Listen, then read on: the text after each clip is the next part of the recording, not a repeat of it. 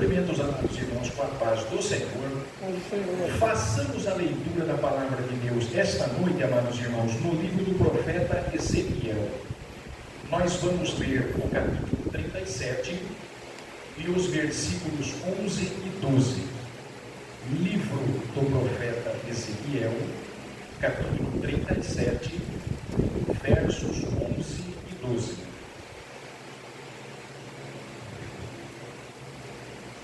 Ezequiel 37, 11 e 12.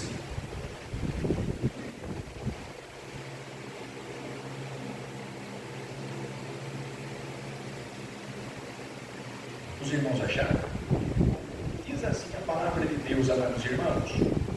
Então me disse: filho do homem, estes ossos são toda a casa de Israel. Eis que dizem: os nossos ossos se secaram e pereceu a nossa esperança, e nós estamos cortados. Portanto, profetize e dize-lhes: assim diz o Senhor Jeová: eis que eu abrirei as vossas sepulturas e vos farei subir das vossas sepulturas, ó povo meu, e vos trarei a terra de Israel. Tomai assento, amados irmãos, dando glórias ao nome do Senhor Jesus. Esta noite é para nós uma noite muito especial, irmãos. Deus tem falado com todos nós, desde o primeiro louvor que foi entoado aqui nesta noite.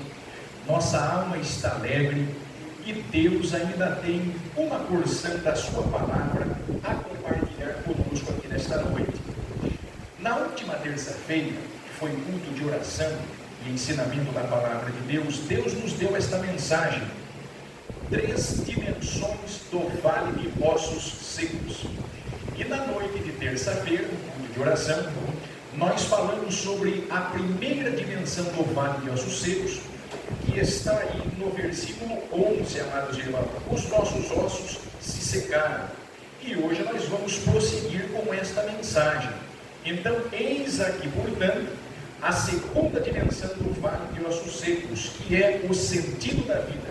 Os israelitas diziam assim no cativeiro: olha, pereceu a nossa esperança.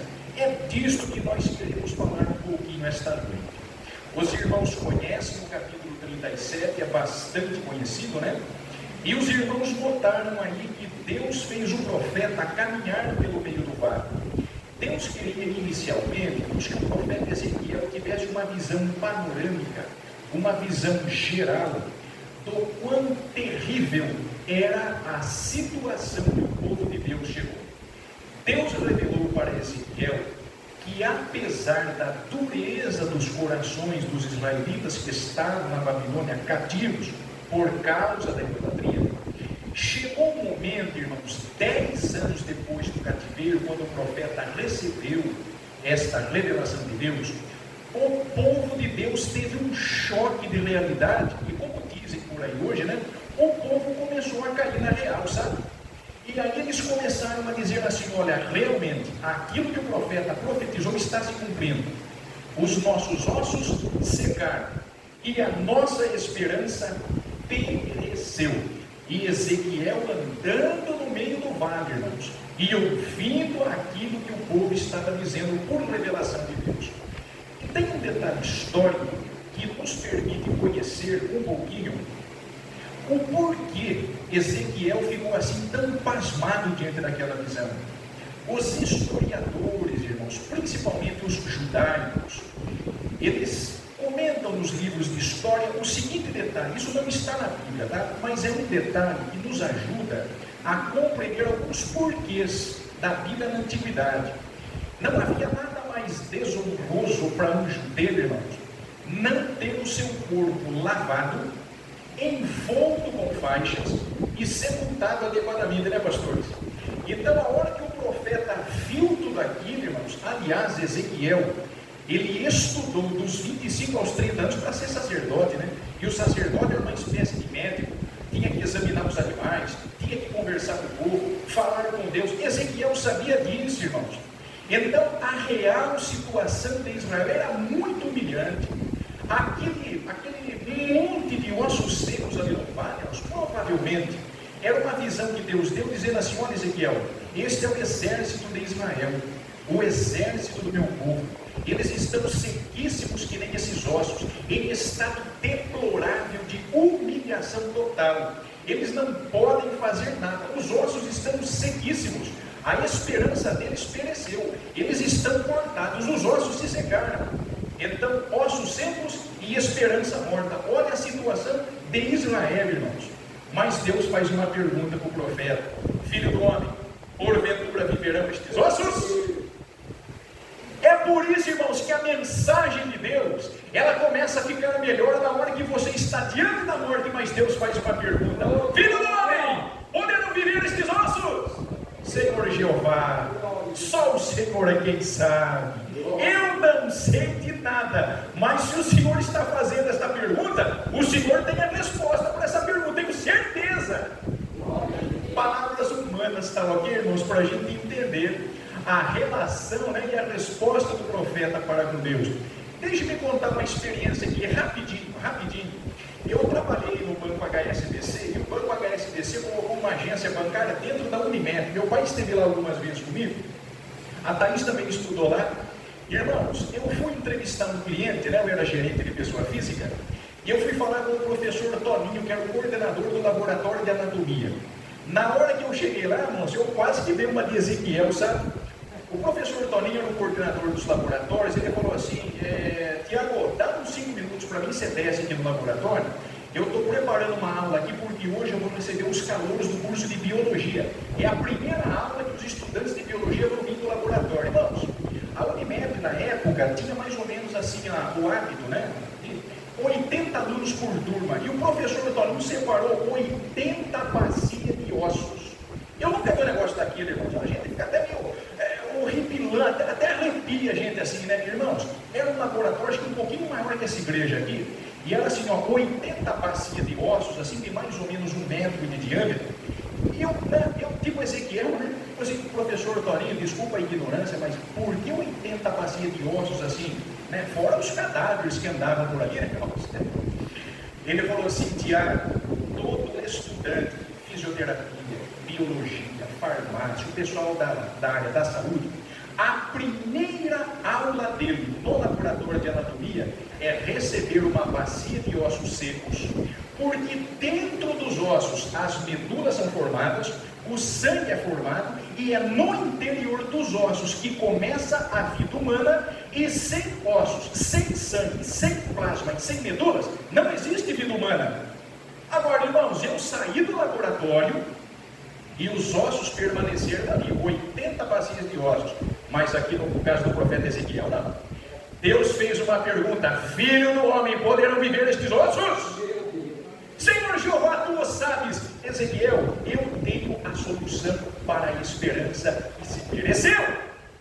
E qual é a solução, Senhor Jeová? Profetiza. E a profecia que você vai profetizar é a seguinte: eis que eu vos farei subir das vossas sepulturas. O que é isto, Senhor Jeová? Eu darei a Israel uma nova esperança. Não foi à toa que Jeremias profetizou: ó Senhor nosso, esperança de Israel e redentor nosso no tempo da angústia.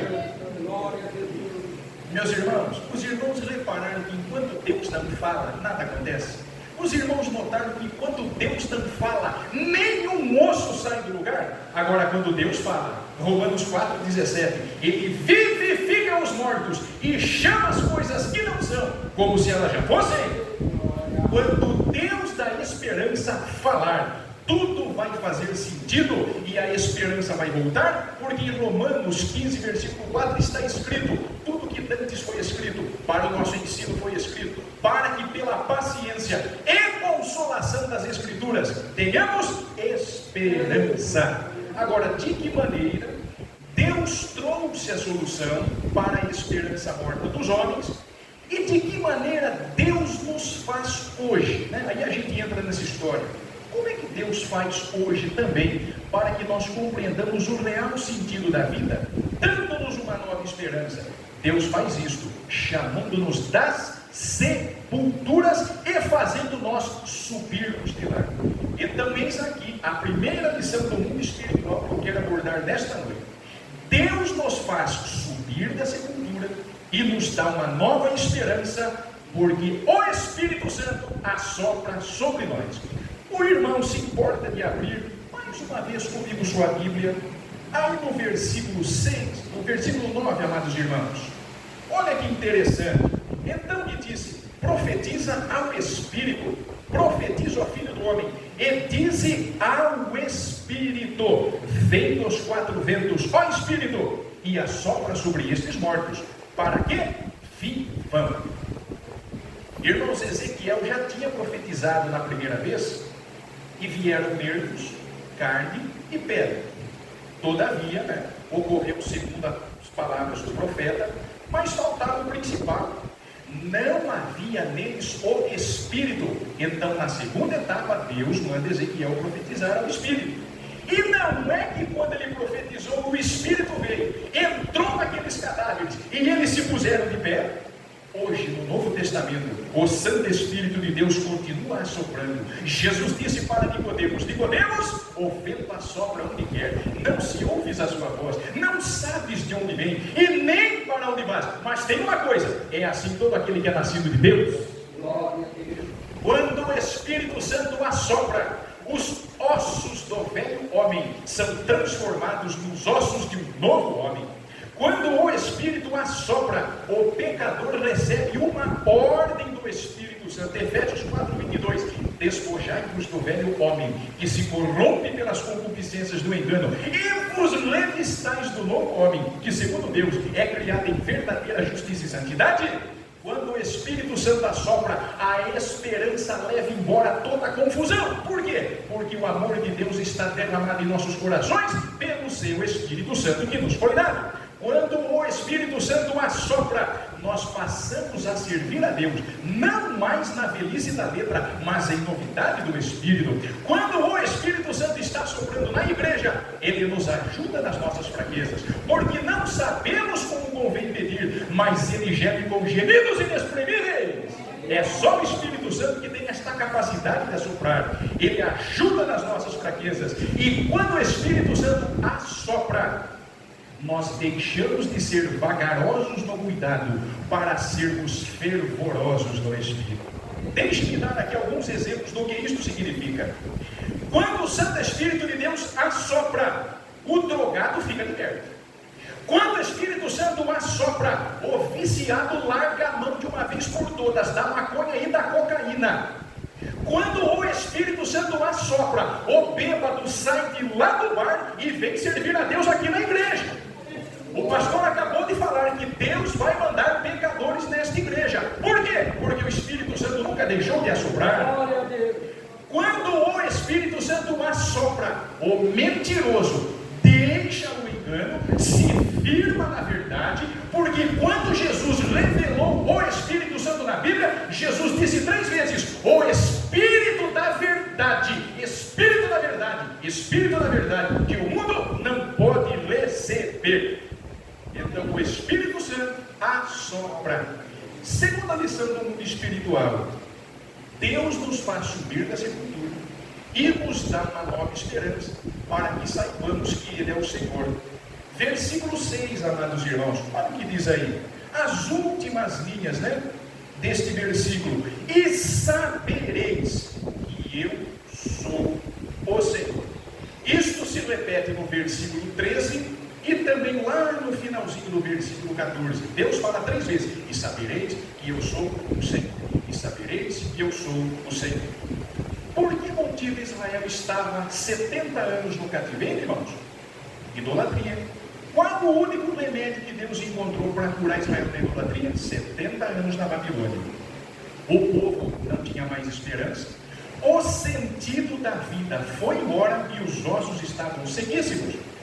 Deus decidiu abrir as sepulturas, fazer Israel subir da sepultura. Com que finalidade? A hora que vocês forem colocados de pé de novo por mim, dizia o profeta Ezequiel, aí vocês saberão que realmente eu sou o Senhor. Os irmãos repararam que à primeira vista, o mesmo Senhor que é rejeitado por Israel, é o mesmo Senhor que vai fazer todos eles subirem da sepultura? Irmãos, quando realmente nós sabemos que é o Senhor, quem Ele é, nós estamos dispostos a fazer uma entrega.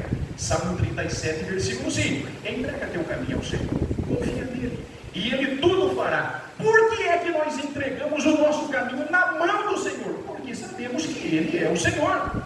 Quando realmente o crente fiel sabe quem realmente é o Senhor, ele está disposto a se humilhar debaixo da potente mão de Deus e lançar aos seus pés toda a ansiedade, porque ele sabe que é o Senhor que vai cuidar dele. Quando nós realmente sabemos quem é o Senhor, nós estamos prontos para obedecê-lo a toda forma de doutrina a que nós fomos entregues. Quando realmente sabemos quem é o Senhor, nós estamos prontos para amá-lo, obedecê-lo e guardar os seus mandamentos. Agora, quando nós sabemos quem realmente é o Senhor, nós estamos prontos para receber de suas mãos a promessa e a herança da vida eterna, porque Jesus disse assim: para as minhas ovelhas dou-lhes a vida eterna, e nunca hão de perecer, e ninguém as arrebatará das minhas mãos. Sabe por que ninguém arrebata você das mãos de Jesus, amados irmãos? Porque tu és uma ovelha preciosa para Ele. Como foi que você deixou de ser biche, um pecador lá no mundo, para ser uma ovelha do rebanho do Senhor? É porque Ele viu os seus ossos secos um dia, abriu a sua sepultura e fez você subir de lá. É por isso que hoje você não perde mais a vida eterna. Receba da parte do Santo Espírito de Deus uma palavra de esperança esta noite. Tu estás nas mãos do Senhor Jesus, e ninguém tira você das mãos dele. Terceira lição do mundo espiritual: Deus nos faz subir da sepultura e nos dá uma nova esperança. Para quê? Para que sejamos o seu exército. Volte, por favor, o seu olhar no versículo 10. Olha o que diz, amados irmãos.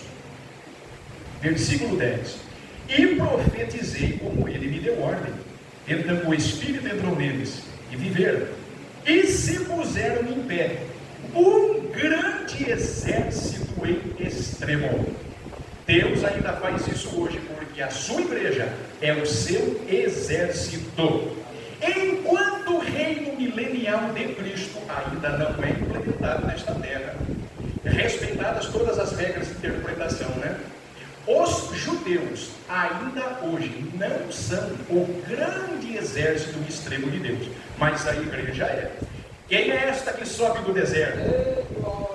Como a alva do dia, formosa como a lua, brilhante como o sol e formidável, e dependendo da versão, né, terrível, como um exército com bandeiras. Você faz parte deste exército. Você combate contra hostes infernais espirituais da maldade nos lugares celestiais. A igreja é um exército, e Paulo disse em Efésios 6:10 que esta igreja está equipada com armas de guerra para vencer Satanás e seus demônios, e nesta guerra a vitória é nossa pelo sangue de Jesus. Quarta lição do mundo espiritual, amados irmãos: Deus nos faz subir da sepultura e nos dá uma nova esperança para que nós vivamos em comunhão, sem divisão. Não tome isto por exortação, pelo amor de Deus. Essa igreja tem pastor aqui para ensinar os irmãos. Mas eu quero que você analise comigo o versículo 22, bem rapidinho, já estou terminando. Verso 22, lá no final do capítulo 37. E deles farei uma nação na terra, nos montes de Israel.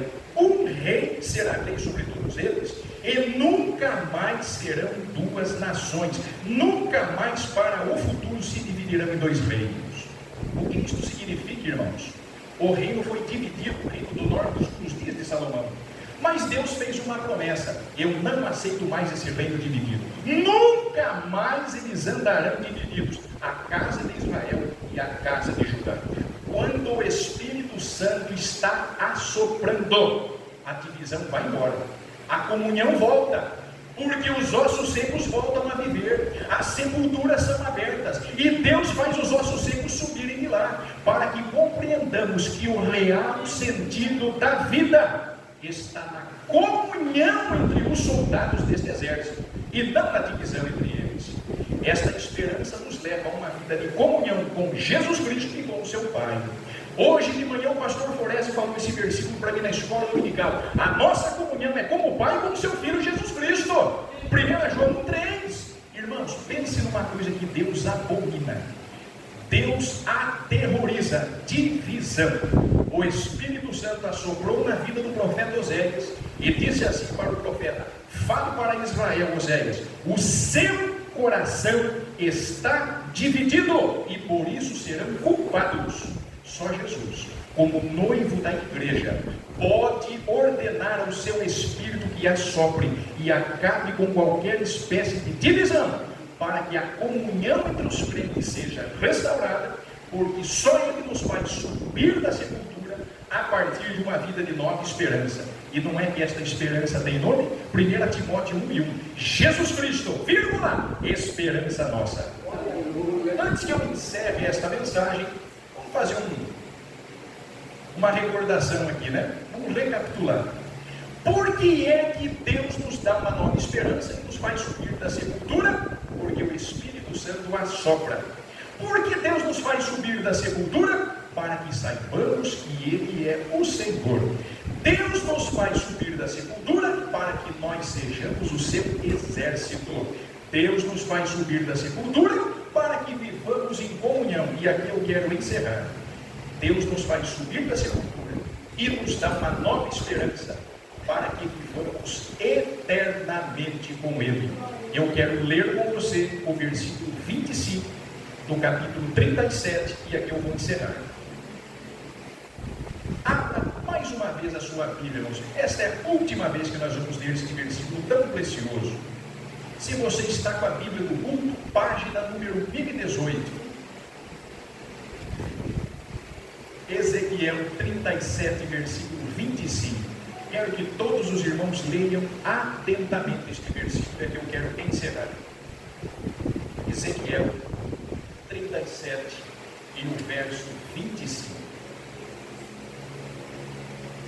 Diz assim, amados irmãos: e habitarão na terra que dei a meu servo Jacó, em que habitaram vossos pais, e habitarão nela, eles e seus filhos, e os filhos de seus filhos, para sempre. Repitam comigo, irmãos, para sempre. 1, 2, 3. Para sempre. Continuando. E Davi, meu servo, será o seu príncipe eternamente. Repitam comigo, irmãos, eternamente. Eternamente. Os irmãos sabem que a Bíblia, a palavra de Deus, é um livro eterno, porque Deus é eterno e Ele fez questão de deixar neste livro as marcas da sua eternidade. De que adiantaria Deus nos fazer subir da sepultura e nos dar uma nova esperança apenas para esta vida terrena e passageira? Não faria o menor sentido, até porque Paulo diz em 1 Coríntios 15, 19, que se nós esperássemos ter Cristo só nesta vida, nós seríamos os mais miseráveis de todos os homens. Agora, parafraseando a profecia de Ezequiel, a igreja reinará com Cristo eternamente na glória, porque quando esta profecia se cumprir em caráter definitivo, Cristo descerá com a igreja glorificada do céu e reinará no milênio com Cristo aqui na terra. Nós estaremos lá, irmãos, para vermos esta profecia se cumprir de uma vez por todas. Agora, o irmão prestou atenção que o profeta disse aqui: naquele dia, o meu servo Davi é que vai governar. Sabe quem é este Davi aqui, irmãos? Jesus. Davi será um crente, um membro glorificado, como eu e você. Mas aqui o Espírito Santo resolveu emprestar o nome de Davi para Jesus nesta profecia. Agora nós estaremos lá, porque quando Israel se consertar com Jesus, Jesus em pessoa vai colocar o seu tabernáculo no meio do seu povo. E naquele dia, as sepulturas serão abertas de uma vez por todas, Israel e a igreja. Aí o profeta diz assim no versículo 26, e porém o meu santuário no meio deles. O que isto quer dizer? Irmãos, a nossa maior recompensa é Deus. A nossa maior riqueza é Deus. A nossa maior esperança é Deus. A vida eterna é conhecer a Deus. O céu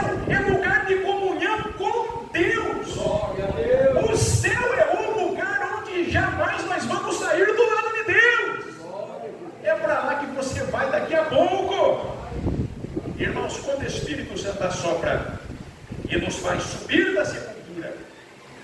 Ocorrerá um grandioso milagre naquele dia, e eu tomo como base o hino 3 da nossa harpa cristã, porque o hino 3 foi composto a partir de João 10,16.